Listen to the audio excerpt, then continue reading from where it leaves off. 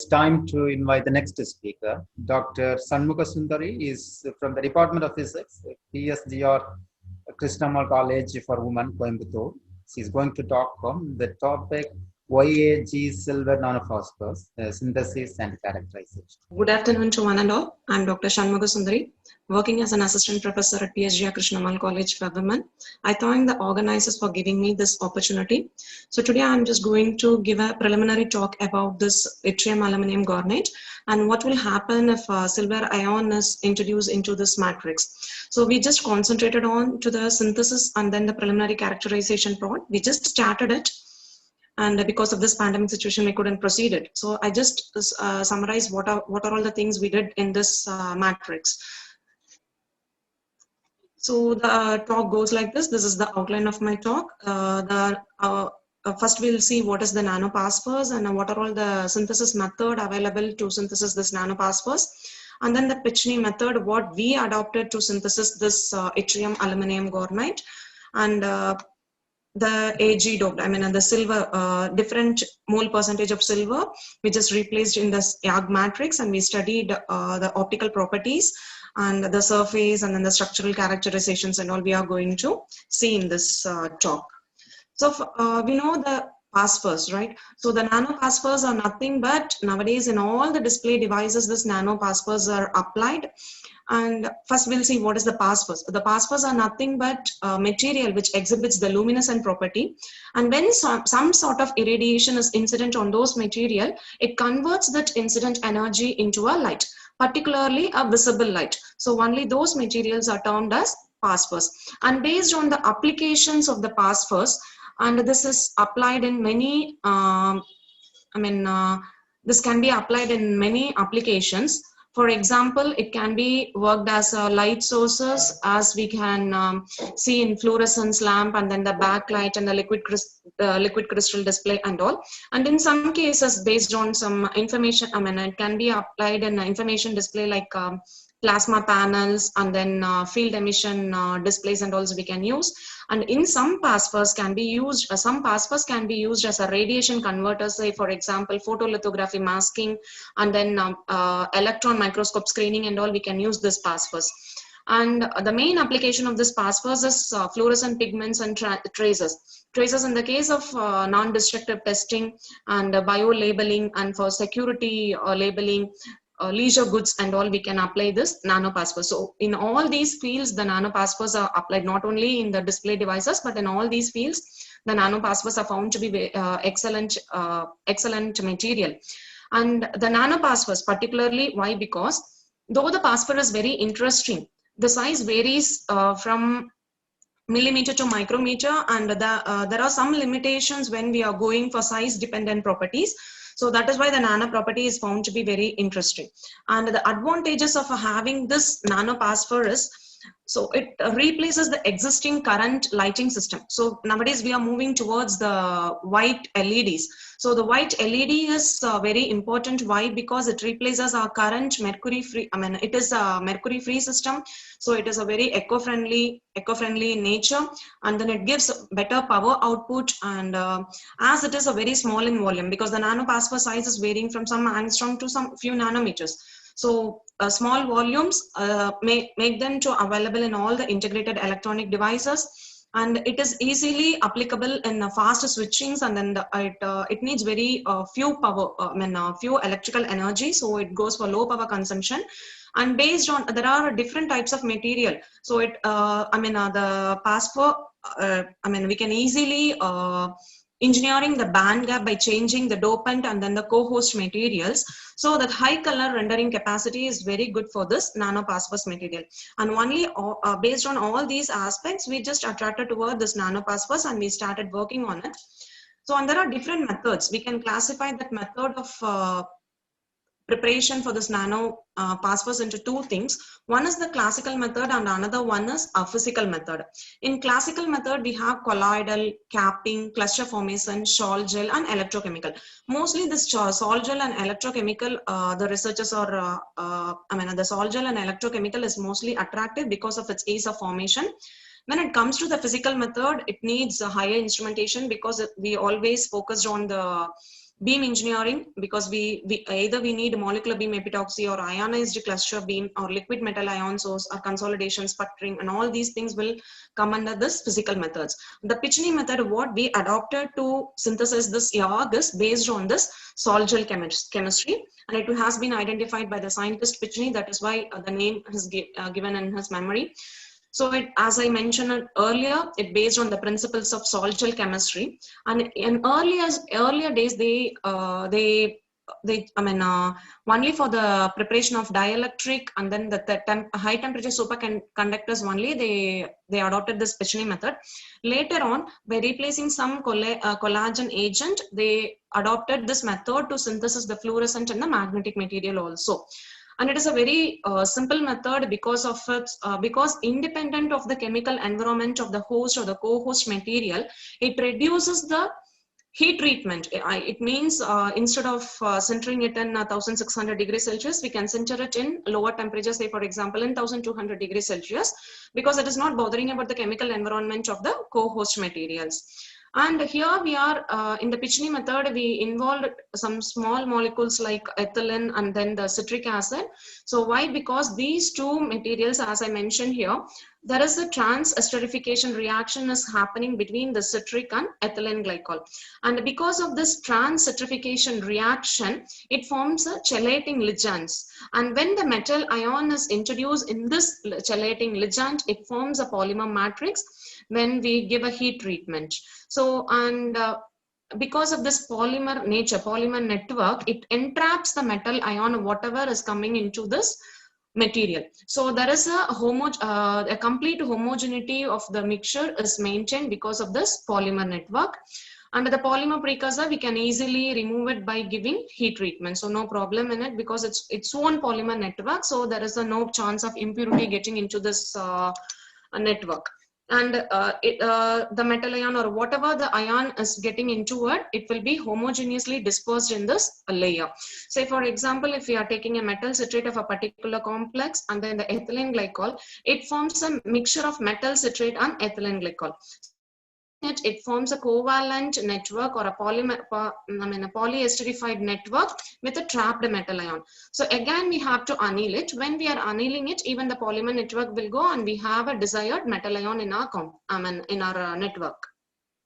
So we adopted this method to synthesize a YAG material. We know what is YAG. It is nothing but yttrium aluminum garnet of a specific composition, Y3Al5O12. Because of this garnet structure, the name it got, and it is a active laser media. We know it is a very active laser media in solid state laser because we are very well aware of that NdOG lasers and all, and it is a good laser host material when the rare earth based on the rare earth phosphor what we are going to introduce in this matrix.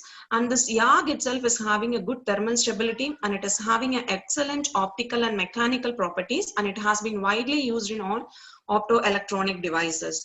So already there are so many literatures based on this YAG. What our interest is, because they have doped with cerium, ytterbium, erbium, neodymium. So all the rare earth and the co-dopant of rare earth they have completed, and they just studied what is happening to the optical properties of this material. So when it comes to the nanoparticles, not only the optical properties, we want to know what is the agglomeration and what is the shape and how far it is going to affect the optical properties. That and all no one has reported. So we just started this.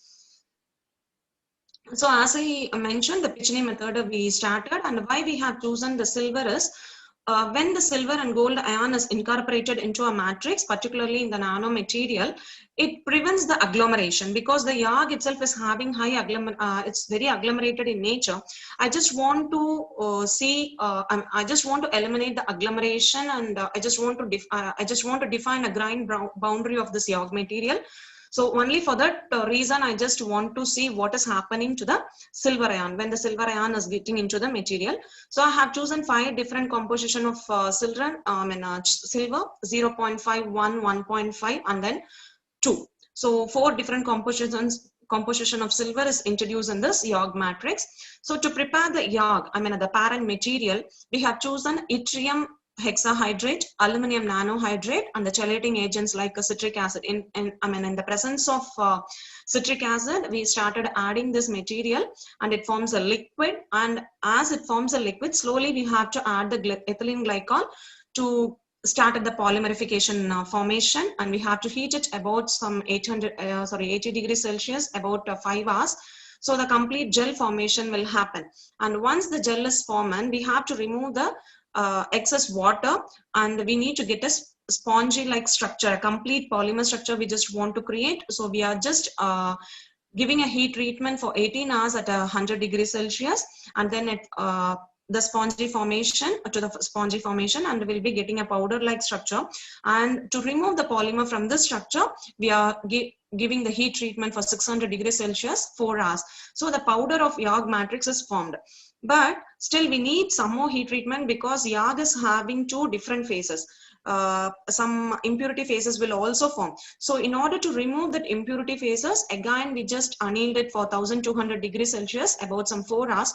So a pure YAG of YAG material we can synthesis by following this method. And when we are doping the silver ion, only in the initial stage, with yttrium and the aluminum, we have to add the silver nitrate also, and we have to follow all the same procedure. I didn't change any of the temperature or duration of this heat treatment or the annealing process.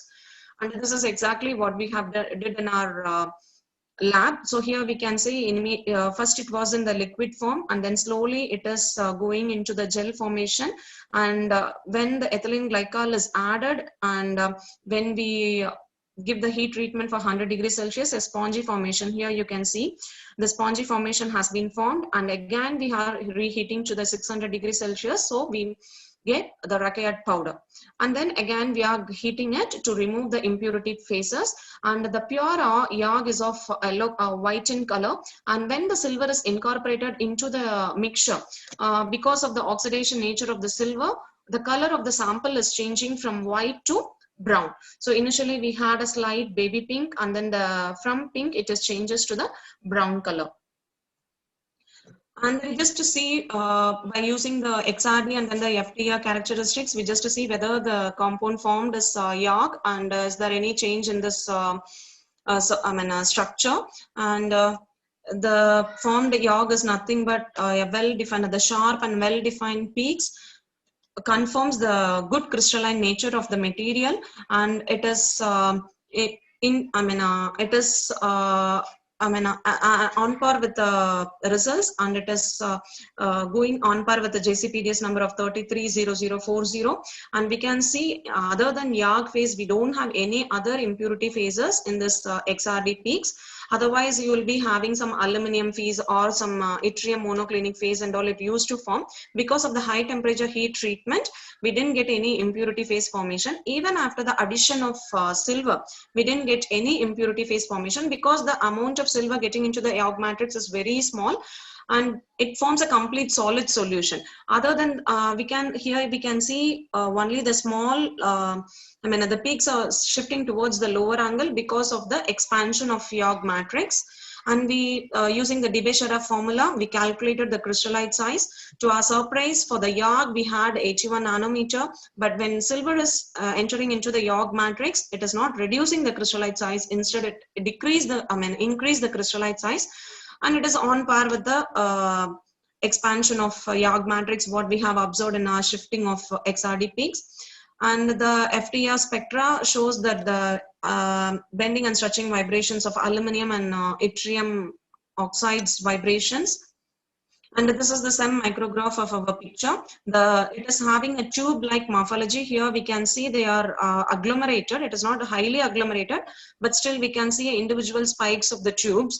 But when silver is incorporated into the picture, we can see there is an increase in the tube-like structure, and the distance between the tubes is increased. It means the agglomeration is still controlled, but we can see instead of having a molded form, it have a flattened at the top. We can see the flattened morphology because for the silver, the given heat treatment is very high. We should reduce the temperature. Say for example, we have to go down till 1100 degrees Celsius and all. Because of the silver, the melting temperature is further reduced. And we just try to see about the composition. So for that, we have chosen a particular area and we did a surface imaging, and we calculated the atomic weight percentage of yttrium, aluminum, and oxygen present in our material, and it is on par with the calculated value. So it shows that the prepared material is of perfect yttrium, aluminum, garnet. And when the silver is coming into the picture, so this is for a YAG material, and for silver you can see only some small percentage, the trace element of silver, we can see it in the surface. And we just try to see what is happening to the optical properties for this nanopassifers. So the YAG don't have any absorption peak in this region, where when the silver is coming into the picture, it is having a very small absorption in this yellow region. So when the silver is coming into the picture, it is just improvising that yellow absorption. And when we excited this prepared material to 385 nanometer, we found that the emission peak at 570, a broad peak at 570 to 580 centimeters, and this is centered at 576 nanometers, and this is corresponds to the D2F transition of our host material. And here we can see for the YAG material, we are having the transition, but when the Ag is induced, incorporated into the material, the luminescence property is increased. But after 0.1 mole 1 mole percentage of silver, it started decreasing, and for 2 mole percentage of silver, we couldn't achieve any luminescence characteristics at all. So it shows the photoelectric quenching. Photoluminescence quenching. So the optimized composition of silver in this YAG matrix is lying between the 0.5 and 1 mole percentage of silver. We are still optimizing it. So this is about the silver incorporation in the YAG matrix. And we try to see what is happening when a transition metal ion like zinc and titanium is getting into the picture. Again, to our surprise, nothing.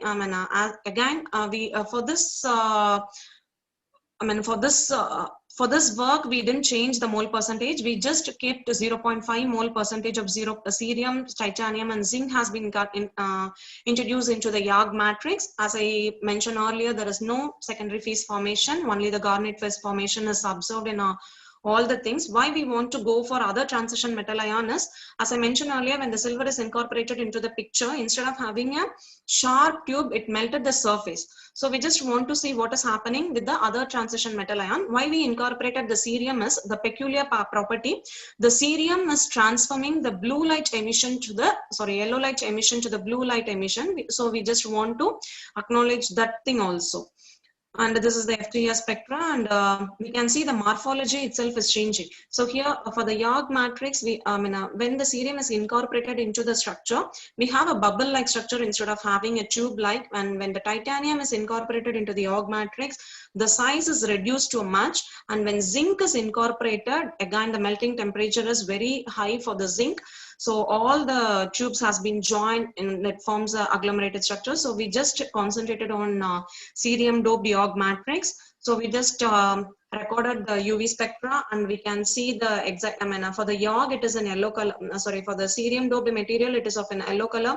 So we can see that transition around this yellow region. And when we excited and we try to study what is happening with the excitation and emission spectra of this cerium doped YAG material, and we can see the excitation is happening exactly at 450 nanometers, and the emission is happening at 536 nanometer. Again, it is corresponds to the D2F transition of our YAG material. So as I mentioned earlier, it is just a preliminary work. We just want to see what is happening to the thermoluminescence of this materials and all. So we are just doing it. I thank you one and all for your patience, and I thank the organizers for giving me this opportunity, particularly Grairajan, Valenti, and then the Grace. Thank you very much. Okay. Thank you very much, Dr. Shanmugha, for your nice presentation. Now it's time for questioning. If there are any questions, Dr. Shanmugha would like to answer it. Is there any questions? So if there is no question, I have a small query. And yes, sir. You tried 4 different dopants: cerium, titanium, yes, zinc, and silver, right? And the silver you tried in 4 different concentrations, Yes, sir. but other dopants you tried in only 1 concentration. Is there any Yes, sir. reason why did you do it? Yes, sir. As I mentioned you earlier, first we started with the silver, the transition metal ion, and we just want to know what is happening to the agglomeration. And when we study the optical properties of that material, the photoelectric quenching is, photoluminescent quenching is happening between 1 and 0.5 mole percentage. So I don't want to increase the dopant concentration beyond the 0.5 mole percentage. So I fix the mole percentage and then I choose the different transition metal ions and the rare earth ions. Which one may be the best in your opinion among the 4? So for cerium, we are getting good luminescent property. Depends on the application. If we don't want any agglomeration, then we have to go for titanium. And if we want good luminescent property, then we have to go for cerium. Like that. So based on, as I mentioned, still the work is going on. We couldn't come to any conclusion based on our results. Okay. Thank you. Thank you very much for your clarification. Yes. So, okay, that's all in this session. Let me thank all the 3 speakers once again, Professor Araujo and Mr. Chandrasekhar Maurya, and at the end, Dr. Shanmuga Sundari. Thank you very much, all the participants and also the speakers. It's time to call off the current session, and we will have a break up to, I think, 4 o'clock Portuguese time, and then we will move to the next session. Okay. Thanks, everybody. Have a nice break.